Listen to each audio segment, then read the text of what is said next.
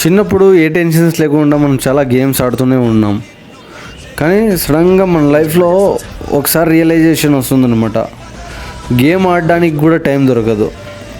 So ఆ phase నీ లైఫ్లో వచ్చింది అంటే నీలో గ్రోత్ మొదలవుతుంది అని అర్థం.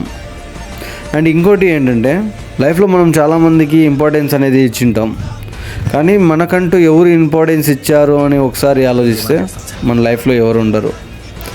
సో గుర్తుపెట్టుకోండి గైస్, ఒకరికి ఇంపార్టెన్స్ ఇవ్వడం కాదు, మనకంటూ ఎవరు ఇంపార్టెన్స్ ఇస్తున్నారు, మన కోసం ఎవరు వెయిట్ చేస్తున్నారు, మనల్ని ఎవరు పలకరిస్తున్నారు అనేది కూడా అబ్జర్వ్ చేయాలి.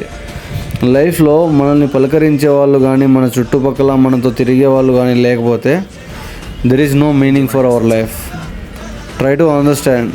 లైఫ్లో మనం ఏదో ఒకటి పీకితే తప్ప మనల్ని ఎవడు గుర్తుపెట్టాడు, మనల్ని ఎవరు గుర్తించుకోరు. నువ్వు ఒక మంచి లెవెల్లో ఉండాలి, నీకు 10 మంది గుర్తుపెట్టుకోవాలి, నీకు ఒక గుర్తింపు ఉండాలి అంటే నువ్వు ఏదో ఒకటి పీకాలి. జస్ట్ నువ్వు ఎంత హ్యాపీగా ఉన్నావు అనేది బయట వాళ్ళు చూస్తారు. దట్స్ ఇట్, గుర్తుపెట్టుకో.